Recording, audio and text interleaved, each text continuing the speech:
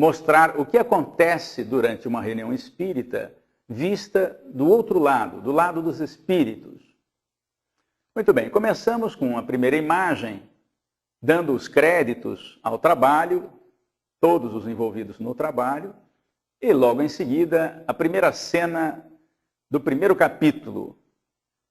Antônio Carlos Tonini volitando com um companheiro que vai acompanhá-lo até a casa espírita, de uma região que ele conhecia bem. Ele morou nessa cidade, trabalhava noutra casa, era um trabalhador espírita, desencarnou e, do outro lado da vida, quis conhecer o que acontecia durante uma reunião. Já que do lado de cá ele tinha conhecimento, do lado de lá ele queria saber como as coisas funcionavam. Muito bem, costumo brincar que nessa cena em que eles estão volitando, você não deve tentar fazer isso em casa, porque com este corpício ainda não é possível volitar. Já dentro da casa espírita, eles são recebidos por um responsável. Toda casa espírita, todo núcleo, em qualquer organização terrestre, sempre existe um espírito responsável que cuida do bastidor, e a casa espírita não é diferente. Joel é o espírito encarregado dessa direção. Ele recebe Tonini, o cumprimenta e aproveita para apresentar a Tonini Marcos, o espírito que está logo atrás do Joel, à direita, é que ficará responsável por acompanhar Tonini nas suas observações durante a reunião. Logo em seguida, o mesmo Joel reúne todos os trabalhadores, horas antes até da reunião começar aqui na Terra. Todos os trabalhadores se aproximam, vão ao salão principal para a prece e para a sua preparação. Costumo brincar também que nessa reunião de espíritos não tem nenhum anjo com asa.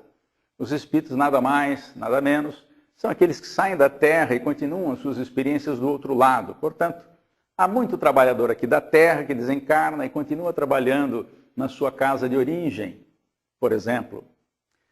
Feita a preparação, começam as observações ainda sem o público ter chegado à casa. Uma das coisas a que Tonini se refere é que toda instituição tem uma equipe de defesa, uma equipe de segurança. Por que isso? Ora, porque aqui na crosta aglutinam-se muitos espíritos que não têm o ideal do Cristo, estão distantes das lições de Jesus e, portanto, eles poderiam invadir o ambiente. É preciso ter seguranças para isso.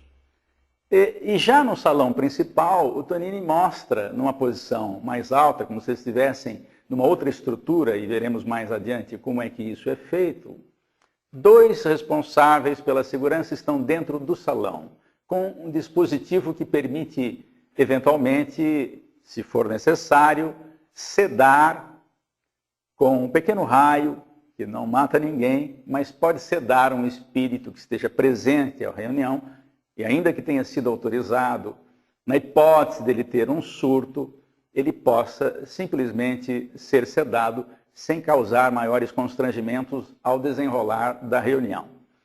Então, o Marcos mostra ao Tonini esses 2 espíritos que já estão a postos para essa eventualidade, quando os encarnados e os desencarnados forem admitidos ao salão principal. Falamos então de uma primeira equipe, que é a equipe de segurança que a Casa Espírita deve e tem. Agora vamos falar de uma outra equipe que também a Casa Espírita tem, é a equipe médica. O responsável pela equipe médica já está no ambiente que será utilizado para os passes, e observa-se que 2 trabalhadores carregam uma espécie de ânfora à mão, e o Tonini pergunta o que é isso ao Marcos. E o Marcos explica que aqueles são recursos colhidos na natureza. Aqui na natureza densa, mas eles recolhem os fluidos que são emitidos pela natureza densa. Vamos ver que tipos de fluidos são obtidos na natureza. Essências que saem das árvores, das raízes, das cascas das árvores, muito antes das folhas, mas também dos frutos e também das flores. E é claro, não podemos esquecer da água. o solvente universal, de onde saem muitos recursos para o tratamento na casa espírita durante a atividade do passe. Portanto, esses fluidos que são manipulados, juntos com a doação particular de cada espírito que secunda o passe e de cada doador de fluidos aqui encarnado, que normalmente chamamos de passista, esses três recursos, os recursos do mundo espiritual, os recursos da natureza, os recursos dos espíritos e os recursos do encarnado, compõem uma trilogia que vai receber um quarto elemento, que são recursos de mais alto. Mas nós falaremos isso mais à frente nessa história. Conhecida a equipe médica, vamos passar a uma equipe que normalmente nós não temos notícia, de que nós não temos notícia usual. Uma equipe que faz o trabalho com equipamentos na casa espírita. A cena que você está vendo agora mostra alguns desses equipamentos. Talvez haja um excesso de equipamentos na cena que você está vendo, mas há intercomunicadores e há outros dispositivos até que nós nem conhecemos. Mas vamos pelo menos mostrar um desses dispositivos e como ele trabalha e como ele funciona, que é esse dispositivo que o Tonini está observando, em primeiro plano. Então, os espíritos estão preparando alguns dispositivos, muitos dos quais nós nem conhecemos, mas este em particular nós vamos detalhar mais à frente. Há uma outra ocorrência nessa cena. Há um espírito ajeitando uma tela que não será visível aos encarnados. Essa tela, ela vai fornecer base para imagens lá na vida espiritual, para os espíritos que estiverem assistindo à palestra. Falaremos mais sobre isso também depois. Agora sim, está chegando a hora do público ser admitido ao centro espírita. Como é uma casa muito grande, alguém que mora no centro, que faz o serviço de zeladoria do centro, está indo abrir a porta, enquanto Marcos e Tonini, em primeiro plano, fazem comentários a respeito. Na imagem seguinte, uma coisa que não sabíamos como os espíritos faziam. Está certo que o desenho pode ter sido exagerado, porque nós não temos noção de como essas coisas funcionam do outro lado da vida. E mesmo a descrição de Tonini não é suficiente para nós idealizarmos que desenho poderia ser feito. Muito bem. Na imagem, você vê uma espécie de luminosidade como se fosse um portal. Para quem assistiu filmes em que há portais para serem atravessados, não é? Esse seria um portal. Qual é a finalidade desse portal logo à frente da entrada de uma casa espírita? É exatamente para evitar que espíritos não autorizados entrem naquele ambiente. E não é preciso ninguém ficar impedindo a entrada deste ou daquele, o que seria muito constrangedor. É um portal iluminado e que só permite passar espíritos acima de determinada frequência de pensamento. Portanto, nós não temos maiores preocupações quando entramos na casa espírita desse jeito, porque os espíritos não autorizados ficam lá fora. Naturalmente, há aqueles casos difíceis, por exemplo, de uma ligação obsessiva entre um encarnado e um desencarnado, cuja separação talvez não fosse conveniente. Há mesmo referência na bibliografia espírita que uma obsessão de muito tempo não pode ser desligada de uma hora para outra, porque inclusive pode haver prejuízo de saúde e às vezes até de morte para aquele que está encarnado.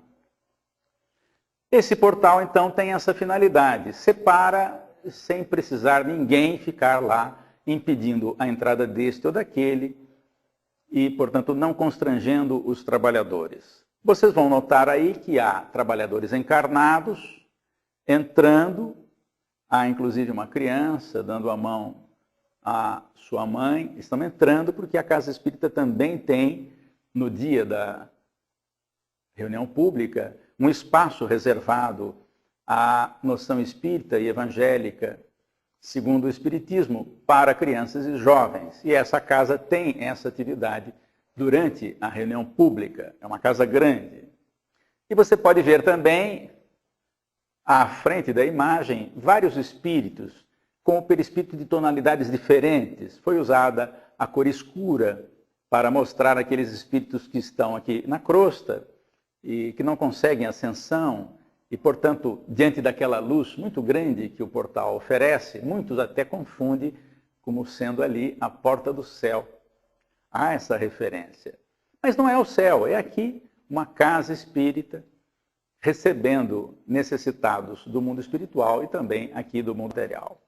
Estes espíritos mais escuros na cena, eles não estão autorizados a entrar, e isso é feito de maneira muito natural, como já explicamos. Muito bem, já dentro da casa, passemos a outro momento importante na reunião. É o momento de preparação, a reunião está por começar. A maioria das casas usa o recurso da música ambiente, da música de fundo, suave, mas que emociona, e que fica permanentemente recebendo os companheiros que estão chegando. Mas em algumas casas há também a música ao vivo, onde um trabalhador que toca algum instrumento, quase sempre o violão, e também canta, faz uma apresentação, às vezes até mesmo a prece musical. Na imagem que você está vendo, esse trabalhador tocando violão faz então a preparação do ambiente. E aí já chegam os primeiros recursos de instâncias superiores. Essa referência de recursos que vem de instâncias superiores foi pela primeira vez mostrada na obra psicografada por Francisco Cândido Xavier, chamada Os Mensageiros, o segundo livro da série André Luiz. Foi lá que André Luiz, pela primeira vez, falou que na hora do passe, feito lá na vida espiritual, também existem recursos chegando de mais alto, mostrando que há uma hierarquia muito interessante que nós vamos conhecer um dia, ou vamos relembrar um dia, de como funcionam os trabalhos intercessórios. Esses recursos caindo sobre o orador caem também sobre toda a plateia que já está presente, como se fossem pequenas pétalas, pequenos flocos de energia. Caem sobre todos para melhorar a condição ambiente. Não é ainda o passe, mas os recursos chegam logo no início, como uma preparação dos trabalhadores, para quem vai fazer a palestra, para os demais trabalhadores e também para o público que vai ouvir e participar. Muito bem, feita a prece, começa a reunião. O orador está à mesa, ladeado por 2 cooperadores encarnados, que o sustentam na atividade com recursos energéticos, e atrás dele, 2 espíritos fazem a sustentação do outro lado da vida. Em primeiro plano, você nota que algumas pessoas estão na plateia, e nós vamos prestar mais atenção nessa moça que está mais à esquerda do vídeo. A palestra começa e um jato de luz que liga pensamento do espírito que está atrás do orador encarnado e a mente do orador mostra o seguinte: a ideia é passar que existe uma ligação de quem fala na casa espírita com a mentoria. Pode ser o mentor do próprio orador ou alguém mais que está ali para secundar a fluência das ideias. Mas um detalhe: esse espírito que está por trás disso, que facilita as lembranças do orador, não pode nunca colocar na boca do orador, ou melhor, terá muita dificuldade de o fazer, nunca não deve falar, caso a informação não esteja no conhecimento do orador. Se o orador não conhece uma história que seria muito bom contar naquele momento, mas ele desconhece essa história, ainda que o mentor conheça a história, ele terá muita dificuldade de passar isso. Por quê? É como se nós, não tendo um arquivo no computador, quiséssemos chamá-lo, quiséssemos buscá-lo. Nós não vamos conseguir. Por quê? Porque o arquivo não está lá. Portanto, o orador traz o seu conhecimento, é com este conhecimento que os espíritos trabalham. Claro, pode haver exceções. Às vezes, uma providência, uma visão, uma imagem pode ser mostrada ao orador, a audiência do orador pode ser ativada, de modo a ele falar uma coisa, vendo o que está acontecendo, para ilustrar melhor. Mas isso nem sempre acontece para a maioria dos oradores encarnados aqui. O fato é que a palestra desenrola e, normalmente, nós não imaginamos o que está por trás de uma palestra. Porque na mente daqueles que assistem à palestra, os pensamentos estão sendo trabalhados. As ideias do orador, sendo colocadas, acabam despertando os pensamentos de todos os encarnados. Esta jovem, em primeiro plano, tão logo o orador faz uma referência às atitudes evangélicas, do respeito ao próximo, faz com que a moça lembre imediatamente de um episódio daquele dia, no início do dia, que ocorreu entre ela e sua mãe. Por uma bagatela, uma coisa mínima, ela brigou com a mãe antes de sair para o trabalho. Falou-lhe rispidamente e depois saiu, como a gente costuma dizer, pisando nas tamancas, bateu a porta e deixou a mãe entristecida. Pois, quando o orador fez a referência evangélica, imediatamente ela se lembrou do inconveniente que plantara no coração materno. E ouvindo a palestra e a referência evangélica, propôs a si mesmo, quando chegar em casa, vou pedir desculpas à minha mãe. Estas e outras ocorrências são mais comuns do que a gente imagina. E nós, aqueles que falam em público e aqueles que ouvem aqui na Terra, não têm noção do que está acontecendo perto, portas íntimas adentro da criatura, porque os pensamentos não param. E às vezes a reflexão de um minuto é motivação para a mudança de comportamento, que é o que se deseja. A proposta de Jesus é que mudemos o nosso comportamento. Não para sermos bonzinhos, é porque existe uma relação entre comportamento e doença, por exemplo, que nós sabemos hoje pela doutrina espírita. E por isso a advertência de Jesus, toda vez que curava, primeiro uma advertência de que Jesus não curava ninguém, ele propunha a cura, acrescentava recursos, mas a cura só viria se a pessoa se modificasse. Então, ao curar, Jesus sempre dizia, tua vontade te curou. Vá e não erres mais para não te acontecer coisa pior. Ora, que referência é essa? Senão uma relação de causa e efeito entre comportamento e doença. São os nossos comportamentos que geram as nossas doenças. Voltando um pouco atrás, nós falamos agora há pouco na palavra vontade para ilustrar uma frase de Jesus, mas Jesus usou a palavra fé. E fé, segundo Allan Kardec, no capítulo 19 do Evangelho segundo o Espiritismo, é uma combinação de 3 fatores: vontade, certeza e lucidez. Vontade para desejar fazer, certeza de que vai conseguir e lucidez para escolher os melhores caminhos. Isso está no capítulo, repetindo, 19 do Evangelho segundo o Espiritismo. E, portanto, essa referência mostra, como eu já falei, uma relação de causa e efeito entre a minha vontade e as minhas doenças. O meu comportamento e as minhas doenças. Muito bem. Seguimos em frente agora na história. Marcos e Tanini observam agora, entre o público, uma senhora no centro da cena, cujos pensamentos, pela cor da nuvem que está em torno dela, mostram que ela não está pensando bem. Os espíritos estão observando isso. Na Terra não conseguimos fazer isso, mas lá eles conseguem. Essa senhora está pensando alguma coisa que não é boa e, portanto, esses pensamentos acabam escorrendo para o seu tórax e ela sente uma certa pressão no tórax. E Marcos diz ao Tonini o seguinte, olha, ela gera o próprio desconforto. Mais uma vez a tese de que as nossas doenças têm causa no nosso comportamento. O que pode ser um pensamento, porque o livro não fala o que ela estava pensando de ruim. Mas nós podemos aqui imaginar uma série de situações. Por exemplo, que essa senhora não gosta da nora. Pode acontecer. Pode, e talvez seja mais comum do que a gente imagina. Ela não gosta da nora porque se sente responsável pela felicidade do filho. Ela acha que o filho fez uma má escolha.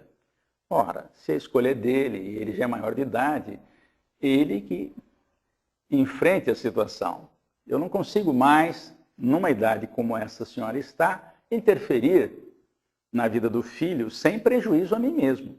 E, portanto, pensando mal da nora, esses pensamentos nocivos acabam se sobrepondo aqui no tórax, junto do órgão, que é o do sentimento, o coração.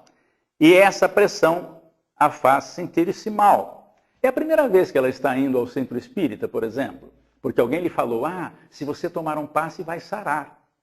E, de fato, Marcos diz a Tonini que ela vai à sala de passe, vai tomar passe e os espíritos vão remover aquela nuvem escura. Mas, se ela não mudar comportamento, ela vai continuar com esse problema, porque se chegar em casa e voltar a pensar mal da nora, ela vai produzir novamente aquele teor de pensamento, que vai escorrer e vai se concentrar logo acima do órgão do sentimento. Esse desconforto vai permanecer. Ela só vai sarar o dia que ela mudar comportamento, marcando a tese de Jesus, que são os nossos comportamentos que geram as nossas doenças.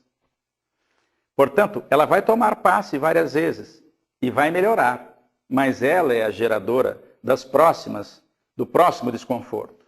Se esse desconforto prosseguir, ela pode ter, por exemplo, vou dar um exemplo, isso não quer dizer que o que eu vou citar seja o caso de todas as pessoas que passam por esse problema.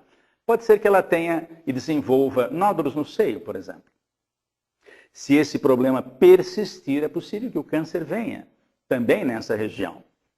E às vezes em palestra, algum homem levanta a mão, senhor Américo, quer dizer que eu nunca vou ter câncer aqui no tórax, porque eu não tenho seio. Eu respondo, cuidado, porque o órgão de choque pode ser outro. Somos nós que localizamos a energia negativa onde a gente quiser. Por quê? Porque há órgãos de choque por todo o corpo. E às vezes, se na mulher é aqui, nesse caso, no homem pode ser no outro órgão. Mas vamos em frente. Agora a cena mostra 3 pessoas, uma dormindo profundamente, a outra cochilando, e uma terceira, uma senhora, que está piscando pesado. Por que colocamos isso? O livro fala que as pessoas, quando vão a uma casa espírita, nem sempre se comportam atentos. Há pelo menos 3 causas identificáveis. Podem existir outras.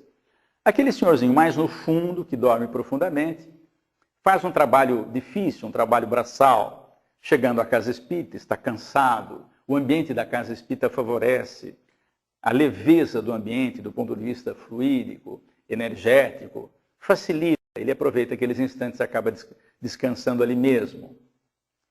Já isso não acontece com aquela senhora que está piscando duro. Ela não está prestando atenção direito na palestra, e quando não presta atenção, ela se desinteressa, acaba fechando os olhos muitas vezes, piscando duro, é capaz de dormir. Talvez seja por causa também do orador. O orador às vezes não está agradando. Pode acontecer, não está num dia bom, não está num dia feliz. Mas também ela não exerceu a vontade no sentido de aprender com as lições que são faladas na casa espírita. Todo orador, todo falador da casa espírita tem uma coisa a dizer, tem uma experiência a contar. E, portanto, nós podemos nos utilizar dessas experiências se estivermos atentos. Mas, em primeiro plano, aquele que dorme aí profundamente, esse senhor está sob influência. O espírito que o influencia não gosta que ele vá ao centro. Ele não entrou, está lá do lado de fora. E tem uma nuvenzinha escura aí, né? Um pensamento, como se fosse um jato de pensamento escuro, dirigido a ele, pelo seu amigo, o obsessor, que o aguarda sair do centro. Ele não conseguiu entrar, mas lá do lado de fora, ele hipnotiza à distância o seu companheiro encarnado. Por quê? Há múltiplas explicações. O livro não fala qual é esse caso, mas muitas pessoas dormem numa reunião por influência obsessiva ou por influência perniciosa de espíritos que não puderam entrar e não querem que o seu protegido, entre aspas, se desconecte da sua tomada mental. Porque quase sempre, quando a pessoa entra na casa espírita e enxerga o mundo de outro ângulo, uma outra panorâmica, essas conexões com espíritos necessitados inferiores acabam se desfazendo. E esses espíritos não querem que isso aconteça. Mas prossigamos no nosso centro espírita, visitando as tarefas lá do outro lado.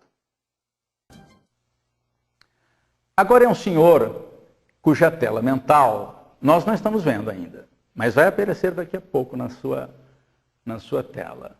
Tonini está percebendo, com a ajuda de Marcos, que este cavalheiro não está atento à palestra. Ele olha, mas não vê. Não enxerga. Ele está pensando em alguma coisa. Vamos ver o pensamento dele. Ele está pensando nos negócios. Está se vendo na mesa de trabalho, no escritório. Tonini pergunta a Marcos se ele está com algum problema. Ele diz, não. Ele só está preocupado em ganhar dinheiro. Pode ser que esteja visitando pela primeira vez a casa espírita e ainda não atentou para a proposta dos espíritos. Portanto, isso é muito comum na casa. Aquelas pessoas que vão assistir a palestra, mas estão vivendo uma outra realidade nos seus pensamentos. Bem, agora chegou a hora de nós conhecermos o que acontece do outro lado da vida para aqueles espíritos que entraram para também assistir a palestra.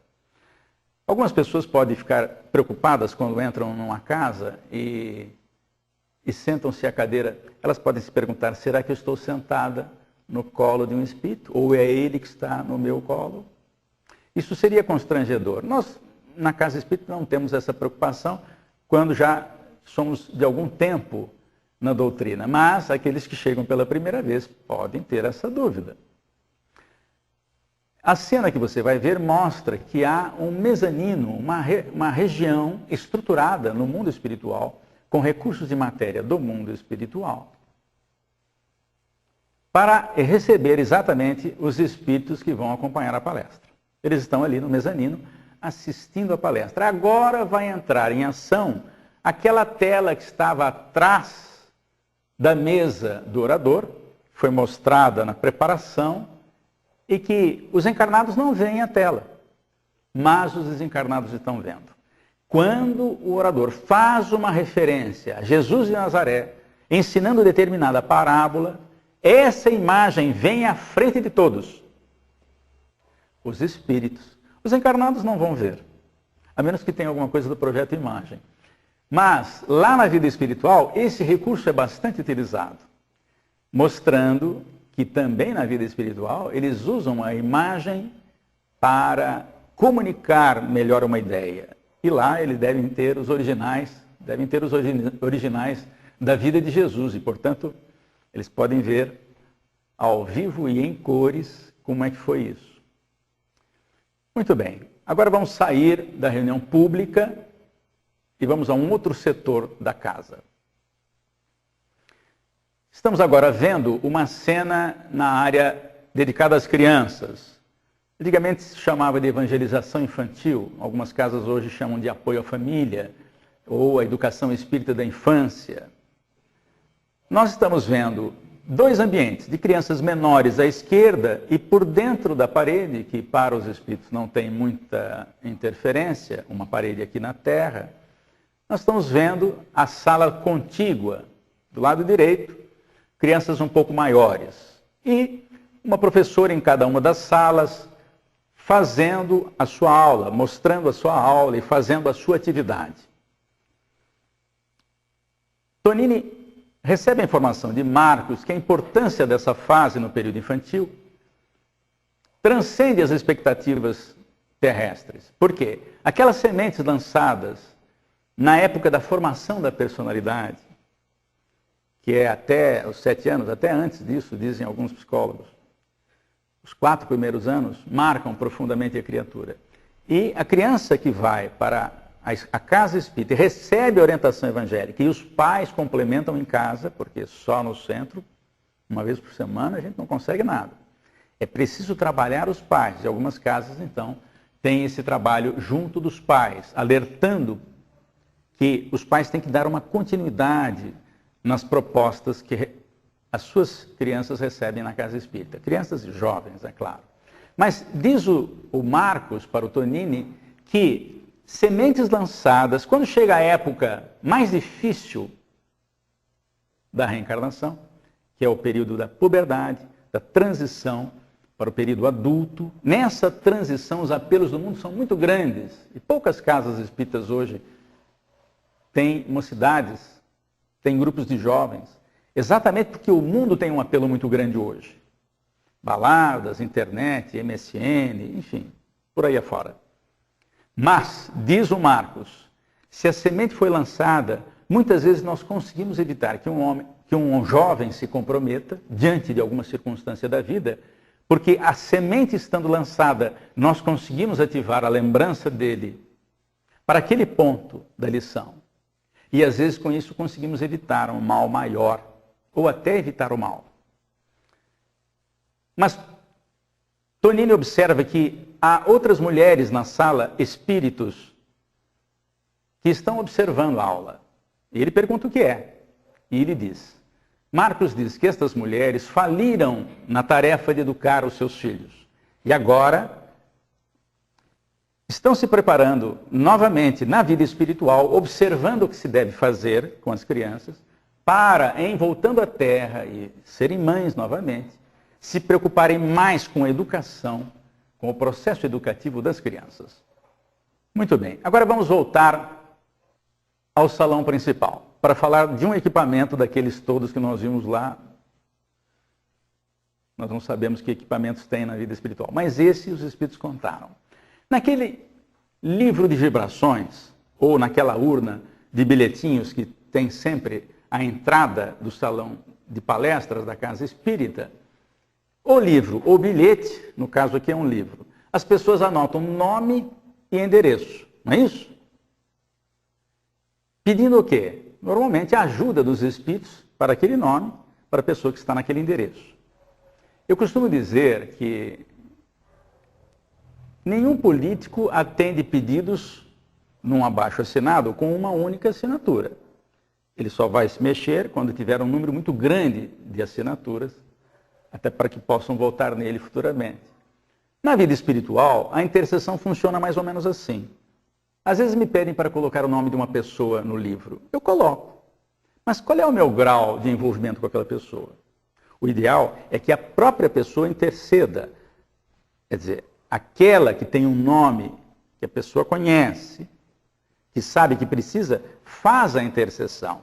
Por quê? Quando ela faz isso, ela coloca toda a sua energia. E por que eu estou dizendo isso? Porque vocês podem pensar o seguinte, mas qual é o critério dos espíritos para detectar quem precisa mais e quem precisa menos? Não é quem precisa mais e quem precisa menos o critério. O critério é da intensidade de méritos e deméritos. O aparelho é passado porque nem todos os espíritos têm essa percepção. Eles precisam, alguns deles precisam de aparelhos. Quando o aparelho passa sobre o livro, salta na tela a energia do pedido feito por alguém. Aparece um nome lá. Dá para ler o nome aí. Né? Não interessa aqui qual, porque foi um nome fictício. Aparece o nome de uma pessoa. Tonini pergunta, mas por que esse nome está aparecendo? Porque a pessoa que gravou ali o pedido não era o que está no nome, o que está lá registrado. Mas a pessoa que gravou o nome da pessoa necessitada fez isso com tal intensidade que aquilo salta aos olhos no aparelho. O dispositivo é para isso. Vamos ver na próxima cena uma imagem ampliada. O nome está bem claro ali. Eles descobrem que a pessoa que fez o registro está presente naquela reunião, naquele dia. E eles vão até ela para investigar o problema e ver o que é possível fazer. Quem registrou o nome do senhor Antônio, que está aí, um nome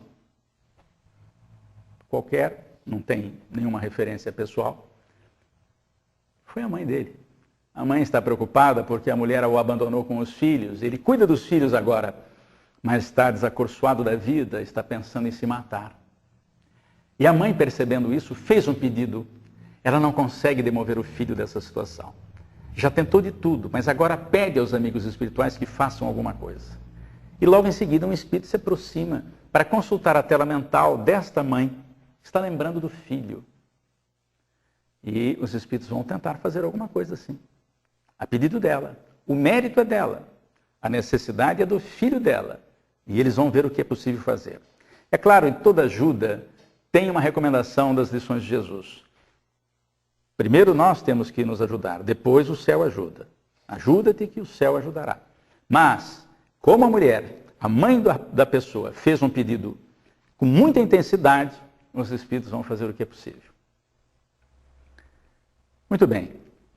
Agora chegou o momento dos passes. Lá na sala de passe é que vamos observar um outro fato. No canto lá à esquerda tem uma pessoa pensando em tudo, menos no que está acontecendo ali. E mais no centro das pessoas que vão tomar o passe está uma jovem que sai levemente do corpo. E podemos perceber isso pelo laço que une o seu perispírito ao corpo de carne. O que Marcos explica ao Tonini? Diz que o passe, ele é de um teor de energia que penetra o nosso corpo. Mas, se o perispírito sai um pouquinho, por esforço da prece, da concentração de quem vai tomar passe, o perispírito praticamente absorve todos os recursos. E quando volta a se justapor ao corpo de carne, consegue fazer um efeito melhor, mostrando mais uma vez a lição de Jesus, a cada um segundo as suas obras. Enquanto o homem no canto, à esquerda da imagem, não está preocupado com nada, está tomando passe automaticamente, a jovem está fazendo uma oração naquela hora. Isso dilata um pouco o perispírito, ele nem talvez tenha saído tanto do desenho, no desenho que está sendo mostrado, o perispírito talvez não tenha saído tanto do corpo. Isso foi um exagero de desenho para mostrar que o perispírito às vezes se dilata, ou às vezes sai um pouquinho, só para mostrar isso. Terminado o passe, vamos dar uma passadinha lá no ambiente onde estão as garrafas d'água com os nomes. E os espíritos estão magnetizando a água, colocando ali recursos que podem servir de medicação para aquela pessoa cujo nome está estampado na garrafa. Naturalmente, os espíritos investigam as necessidades e colocam ali recursos compatíveis com méritos e deméritos de cada um para que cada garrafa tenha a sua contribuição adequada ao seu problema orgânico. Muito bem, a reunião está quase encerrando. E o responsável pela equipe médica dá mais algumas informações ali ao Tonini. E logo em seguida, a reunião termina. Mas começa uma outra tarefa. Nessa casa espírita existe o atendimento fraterno depois da reunião pública, porque as pessoas que vão à reunião pública aproveitam a ida e na saída já fazem o atendimento fraterno. O companheiro que vai fazer o atendimento fraterno já está a postos fazendo a sua leitura de preparação, a sua oração, e 3 espíritos estão designados para ajudá-lo. A responsável por essa equipe é uma mulher, é o espírito de melhor percepção, melhor sensibilidade. Os outros também cooperam. Muito bem. A primeira pessoa que é atendida é um senhor que tem alguns problemas orgânicos já instalados no corpo físico. E a imagem mostra que esta mulher, esse espírito que é mulher, está vendo dentro do organismo dele exatamente onde está o problema. Ela sabe onde está o problema. Intui o atendente fraterno para avisar o companheiro que ele precisa consultar o médico de sua confiança. Por quê? O problema já está instalado no corpo físico. Pode ser que precise de uma cirurgia, mas isso o médico terrestre vai avaliar. Do lado dos espíritos, ela está observando que a lesão, do outro lado, está observando a lesão e vai contribuir fluidicamente para que isso melhore também. Era a primeira vez que o senhorzinho estava indo ao centro espírita. Recebe uma intuição da atendente, ele, o atendente fraterno, aliás, para que oriente essa pessoa para vir nos dias de tratamento de passe, por algum período, em função do problema, mas que Ele não dispense o tratamento médico. Muito bem, agora uma outra pessoa entra, é uma jovem bastante desesperada. Ela está numa espécie de obsessão, desesperada, ela não tem maiores sintomas no organismo físico, mas do ponto de vista psicológico ela está bastante alterada. Essa mulher, chefe da equipe, observa o psiquismo lá no fundo para saber o que está acontecendo e identifica imediatamente o problema. Ela está ligada a uma entidade que a persegue, está do lado de fora, não foi autorizada a entrar. Ela identifica esse problema e orienta o atendente fraterno para dizer a ela que comece também um tratamento de passes e também vai colocar o nome dela para o tratamento da desobsessão, porque ela está com uma influência perniciosa. E alguém poderia perguntar, mas que problema é esse? É o marido dela. Dessa encarnação não, ela nem casou. É o marido da outra encarnação, que ela abandonou. E esse marido não perdoou-a. Ela já está encarnada outra vez e o marido a persegue. Isso nos leva a muitas reflexões. Há sintomas que não sabemos as causas, mas elas às vezes são profundas, estão lá em outras vidas. E os sintomas estão começando a aparecer. Por sorte, ela procurou a casa espírita. Vai ser orientada, vai estudar, vai fazer cursos, vai entender a proposta de Jesus. E em se modificando, vai ajudar o marido a se modificar. Mas por enquanto, essa atendente manda entrar o espírito obsessor do passado. O marido entra, feroz, querendo agredir, mas é impedido disso. E ela conversa com ele, dizendo que as coisas vão se resolver de alguma forma, ela vai perceber o erro, ela vai se modificar. O livro não fala da solução do problema, mas isso acontece muitas vezes em muitas casas espíritas. As pessoas chegam, não sabem o que está acontecendo, os encarnados também não, mas propõem o conhecimento da doutrina e também do Evangelho de Jesus para mudar comportamentos. É isso que vai ajudar a mudar os outros. Muito bem, a reunião está terminando e agora os espíritos saem em caravana. Por quê?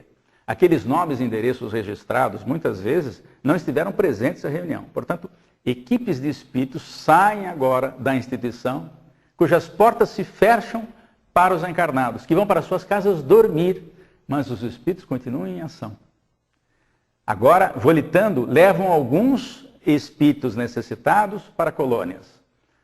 Outras duplas de trabalhadores vão até lares cujos nomes e endereços foram colocados no livro ou naquele bilhetinho despretensioso que a gente colocou na urna. Nada disso deixa de ser levado em conta por uma questão de respeito dos espíritos à casa que trabalha em nome do Cristo.